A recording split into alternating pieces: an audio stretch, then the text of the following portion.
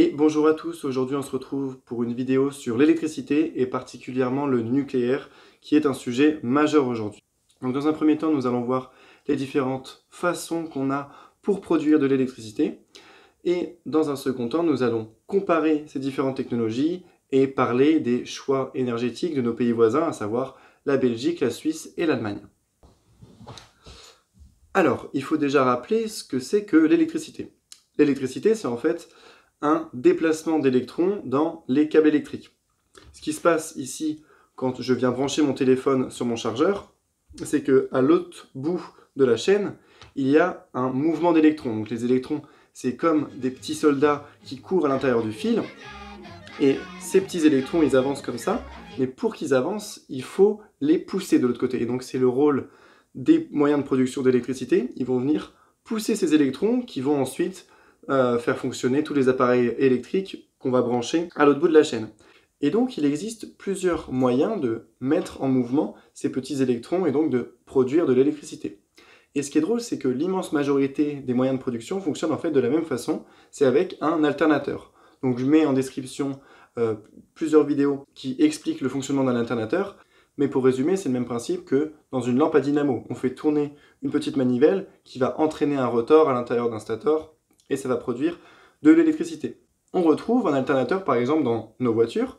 Donc l'alternateur est relié au moteur et en tournant, il va recharger la batterie et fournir l'électricité à bord. Et donc on retrouve des alternateurs dans tous les moyens de production, sauf le panneau solaire qui fonctionne avec du silicium, c'est un peu particulier. Mais donc dans une éolienne, les pales de l'éolienne vont faire tourner le rotor de l'alternateur, ce qui va mettre en mouvement les petits électrons. Et dans les centrales thermiques, je vous invite à regarder ma dernière vidéo, l'épisode 5 sur les centrales thermiques. Mais donc il y a plusieurs types, charbon, gaz et nucléaire. Et dans ces trois centrales, en fait, on va venir faire chauffer de l'eau pour faire de la vapeur qui va entraîner une turbine, donc comme une grosse hélice. Et dans l'axe de la turbine, il y a le rotor de l'alternateur pour toujours faire tourner notre rotor. Et donc dans tous les cas, en gros, c'est notre petite dynamo, mais évidemment à plus grandes échelles dans le cadre d'une centrale nucléaire ou d'autres types de centrales. Et donc, pourquoi je fais cette vidéo la nuit? Eh bien tout simplement parce que la nuit, il n'y a pas de soleil. Voilà, donc je suis sûr que vous êtes content d'avoir cliqué sur cette vidéo pour apprendre que la nuit, il n'y a pas de soleil. Non, plus sérieusement, la nuit, il n'y a pas de soleil, donc les panneaux solaires, bye bye. Et, je le rappelle, on ne peut pas stocker d'électricité de façon massive. Dans les batteries au lithium, on peut en stocker qu'un tout petit peu, on oublie, et on a un autre moyen, le moyen le plus efficace pour stocker beaucoup d'énergie, c'est en fait de turbiner de l'eau quand on a un surplus d'électricité. Donc en fait, on va monter de l'eau avec des pompes en haut des barrages, et quand on en aura besoin, on va faire redescendre cette eau à très grande vitesse pour faire tourner une turbine et entraîner notre alternateur, comme d'habitude. Et donc, à l'instant où je vous parle, il y a bien quelque chose qui met en mouvement ces petits électrons. Donc, quoi? Qui fait tourner mon alternateur qui va mettre en mouvement ces petits électrons?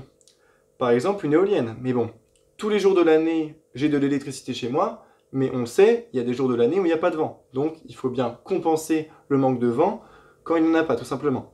Et donc, qui va faire tourner mon alternateur? C'est donc l'alternateur d'une centrale thermique, donc charbon, gaz ou nucléaire. Et donc, si on va sur le site de RTE, on peut voir quart d'heure par quart d'heure la répartition de la production électrique en fonction des différentes sources d'énergie. Donc, par exemple, à 14 h aujourd'hui, on avait 12% de production grâce au solaire, donc grâce aux panneaux photovoltaïques.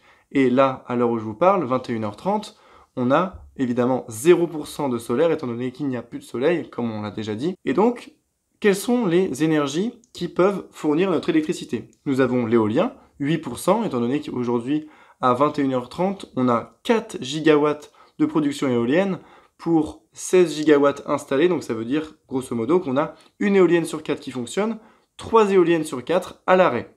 Donc c'est pas terrible, c'est l'inconvénient de l'éolien, ça dépend du vent, et vu qu'il n'y a pas du vent partout, toutes les éoliennes ne peuvent pas tourner tout en même temps. On a ensuite de l'hydraulique, donc 9% d'hydraulique, donc grosso modo c'est les barrages, l'eau derrière les barrages arrive sous pression sur des turbines qui font tourner l'alternateur et produisent de l'électricité. Et le reste, en France, on a beaucoup de nucléaire, comme tout le monde le sait, actuellement 78% à 21 h 30, donc il faut bien compenser le manque des énergies renouvelables par quelque chose de pilotable, donc une centrale thermique, et en France, on a très très peu de charbon, ici 1%, 2% de gaz et 78% de nucléaire. Donc maintenant, en deuxième partie, nous allons comparer les différentes technologies de production d'électricité. Donc on parle beaucoup des énergies renouvelables, mais comme on l'a vu, elles ont un énorme inconvénient.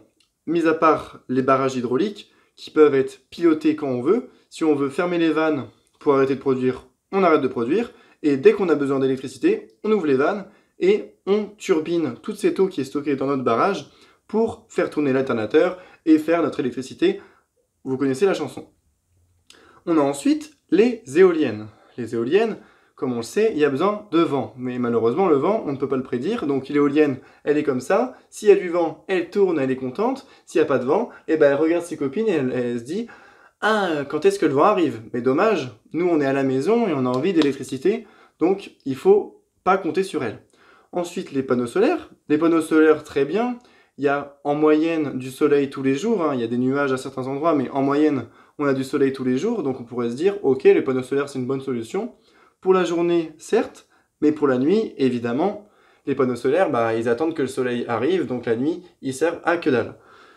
Donc les panneaux solaires, ok, les éoliennes, ok, il faut quelque chose pour compenser toutes ces énergies. Étant donné qu'on ne peut pas mettre de barrages partout. Les barrages, aujourd'hui, ils sont mis dans les Pyrénées, dans les Alpes en France, mais il y a finalement très peu d'endroits où on pourrait en mettre d'autres, et donc la production hydraulique est en fait limitée. Il y a encore un potentiel à exploiter, mais on est quasiment au bout du potentiel hydraulique, donc on ne peut pas vraiment augmenter la puissance installée hydraulique. Il faut donc trouver une autre technologie. Alors, quelle technologie? Les fameuses centrales thermiques, donc charbon, gaz ou nucléaire.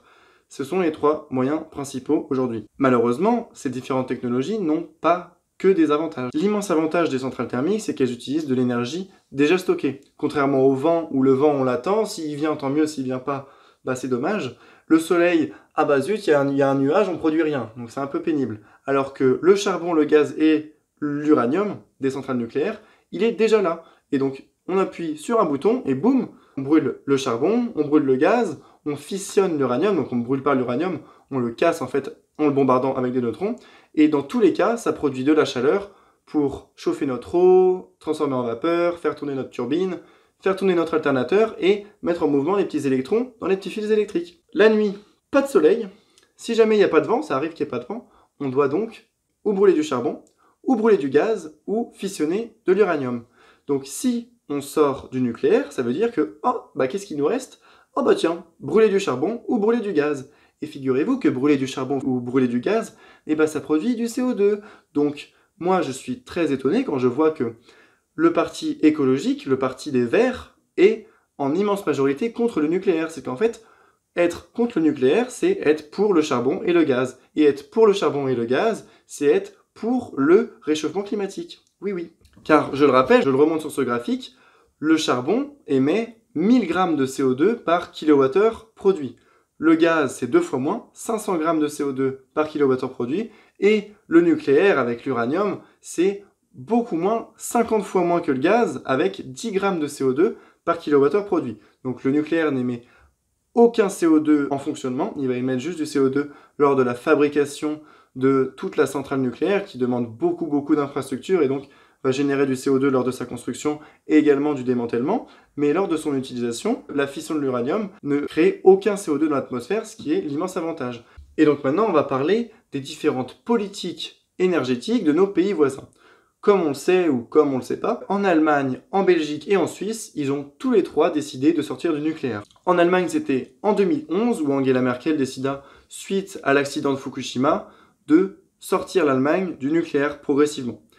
En Belgique, c'est la même chose, mais la décision a été prise en 2003, donc avant Fukushima, mais l'événement de Fukushima n'a évidemment pas amélioré les choses, car certains ont perdu confiance dans le nucléaire à cause de cet accident nucléaire récent. Et en Suisse, c'est la même chose qu'en Allemagne, en 2011, où suite à l'accident de Fukushima, la Suisse a pris la décision de sortir du nucléaire. Et donc, quelles vont être les conséquences de la sortie du nucléaire pour ces trois pays? Eh bien, on va commencer par le meilleur des cas, la Suisse. Aujourd'hui, la Suisse produit son électricité aux 2/3 avec de l'hydraulique, donc grâce au barrage, et à 1/3 avec du nucléaire. Donc, probablement que la Suisse va pouvoir compenser la perte du nucléaire par un petit peu plus d'hydraulique et éventuellement des éoliennes, des panneaux solaires, la journée, et la nuit, elle utilisera ces barrages pour turbiner l'eau et faire tourner les alternateurs des barrages pour son électricité la nuit. Donc la Suisse va pouvoir certainement s'en sortir de manière écologique. Maintenant, la Belgique, elle va se tourner vers des centrales à gaz. L'Allemagne vers des centrales à charbon, donc encore pire que les centrales à gaz. Mais donc la Belgique et l'Allemagne vont se tourner vers des énergies extrêmement carbonées pour compenser la perte du nucléaire. Et donc aujourd'hui, il faut vraiment peser le pour et le contre du nucléaire. Pour le nucléaire, ça veut dire pas besoin de charbon ni de gaz. Donc on aura des déchets radioactifs à enterrer, mais ça va tuer personne. Très bien. On aura un risque éventuel de catastrophe nucléaire, mais qui est hautement improbable, qui est de moins en moins probable que les années avancent, étant donné qu'on renforce les mesures de sécurité, on apprend de nos erreurs, on a appris des erreurs de Tchernobyl, on a appris des erreurs de Fukushima, et donc aujourd'hui la probabilité d'un accident nucléaire est extrêmement faible. Et même si elle se passait comme à Tchernobyl, il faut rappeler quand même que Tchernobyl a fait environ 4000 morts selon l'OMS. Donc c'est assez difficile d'estimer le nombre de morts précis, mais l'ordre de grandeur est environ de 4000. Ok, donc 4000 morts pour le nucléaire, et donc maintenant, si on est contre le nucléaire, ok, on oublie le nucléaire, on va donc remplacer les centrales nucléaires par des centrales à charbon en Allemagne et des centrales à gaz en Belgique. Qu'est-ce que ça va engendrer? Ça va donc engendrer d'énormes quantités de CO2, donc favoriser le réchauffement climatique qui est dramatique aujourd'hui. Ça va également, en effet direct et à court terme, provoquer des maladies respiratoires, étant donné que les centrales à charbon notamment produisent d'énormes quantités de particules fines qui provoquent chaque année, par exemple en France, 40 000 morts. Et dans le monde, 4 millions. Donc dans le monde, chaque année, 4 millions de morts à cause des maladies respiratoires causées par notamment les centrales à charbon, les centrales à gaz et également les voitures thermiques, donc la combustion du pétrole. Donc voilà, on a le choix, 4 millions de morts par an, et ça c'est sûr qu'ils sont là, parce qu'ils sont là tous les ans, et c'est même de pire en pire. Et de l'autre côté, une probabilité très faible d'avoir 4000 morts avec un accident nucléaire.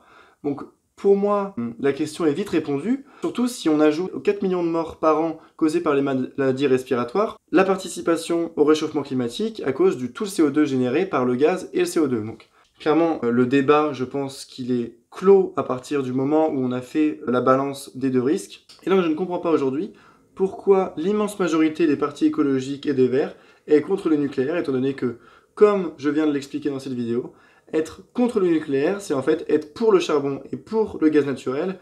Et je ne pense pas qu'être pour le charbon ou le gaz naturel soit en fait un geste écologique. Voilà, donc j'espère vous avoir convaincu dans cette vidéo. Et si jamais un jour il y a un référendum en France, êtes-vous pour ou contre le nucléaire? J'espère que vous pourrez faire le meilleur choix. Voilà, donc si cette vidéo vous a plu, n'hésitez pas à mettre un petit pouce bleu et à vous abonner pour suivre mes prochaines vidéos sur le thème du changement climatique. En attendant, bonne journée, portez-vous bien et à la prochaine. Salut, salut! Et donc, pourquoi je fais cette vidéo la nuit? Eh bien, tout simplement parce que la nuit, il n'y a pas de soleil. Et oui, la nuit, il n'y a pas de soleil, tout le monde le sait. Et donc, pourquoi je fais cette vidéo la nuit? Eh bien, comme tout le monde le sait... Putain, j'arrive pas à garder mon sérieux, putain. Ça y est, c'est mort. Eh oui, la nuit, il n'y a pas de soleil.